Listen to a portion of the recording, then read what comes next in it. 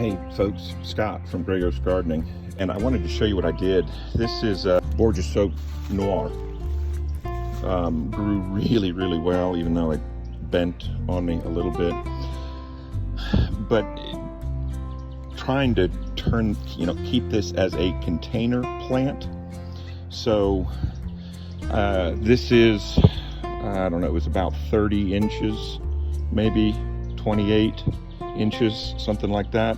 Just a little better than 2 foot, and clipped it off with the idea being then that at the 1, 2, 3, 4 nodes going down, I would get branching and ideally get, if you're looking at it from above, one branch going this way, one coming this way, one coming here, and then one coming here.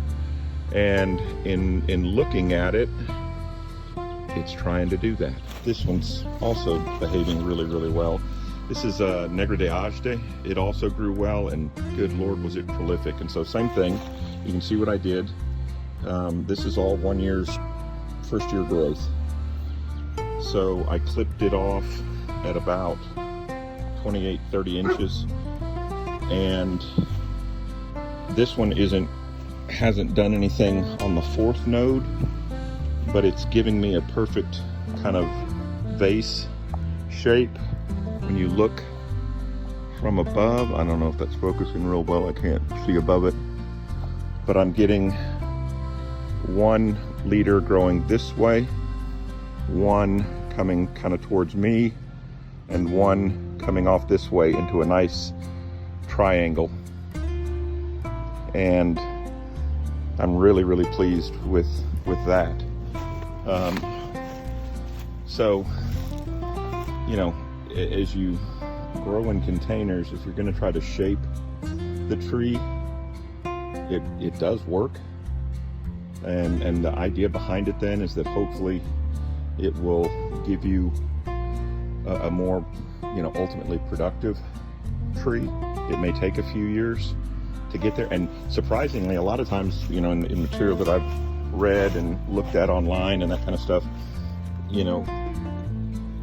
the assumption is that you may get a couple of nodes of dieback here, and so that it actually starts branching out a little bit lower. But I haven't seen that yet on the trees that I've done this with. These just happen to be the two biggest, the Borgia Soap Noir and this Negre de Ajde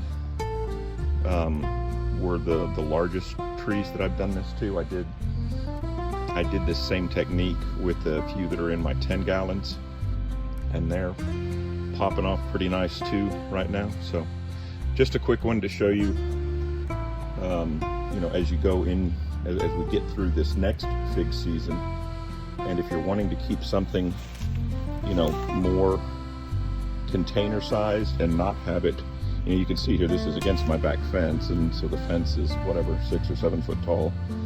I don't want a tree that's gonna be growing up here touching the dead limbs of this oak tree. I want it to be where I can manage it and get the fruit and do all of that kind of stuff. So it works. So hope everybody is excited about the upcoming fig season. Y'all be good. Enjoy your Sunday.